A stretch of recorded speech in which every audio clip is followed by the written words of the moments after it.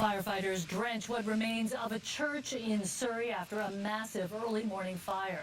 The church is destroyed and there is suspicion the fire was deliberately set. This same church was the target of an attempted arson less than 1 week ago.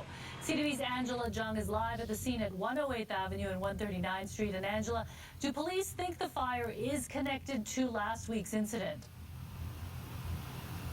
Jung, this is something that police say that they're definitely looking into. In the first incident, only the entrance of the church was scorched, but as you can see in this incident, the church is destroyed, leaving members of the congregation and some in the community absolutely heartbroken. A long-standing pillar of the community now reduced to rubble. To me, it's a day of mourning. I'm mourning this church today. Members of the St. George Coptic Orthodox Church in shock to see their church destroyed. It feels really bad because it is, it's our life. Our church is our life. We spend a lot of time in our church. This is the second fire here in less than 1 week.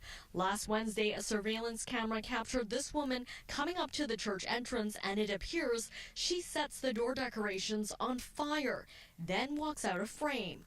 The suspect is described as white, 5'7", with a heavy build and dark hair.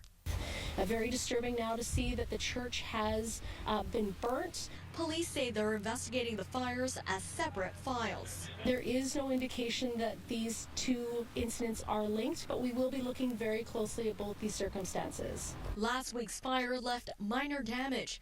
Now there's little to be salvaged. The church is heavily damaged, so it's unfortunate. It's a place of worship, but it is heavily damaged.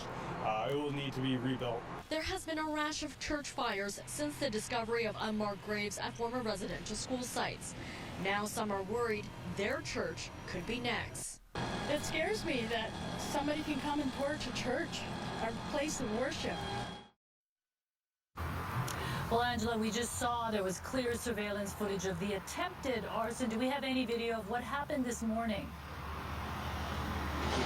Well, in this incident, the church is destroyed. All that's left is the frame of the building, and with it, any possible evidence showing where the fire may have possibly started and how. So once it is safe to do so, our CMP and fire investigators will go to the property to get a better idea of this suspicious fire to learn exactly how it started. Jung? Thank you, Angela.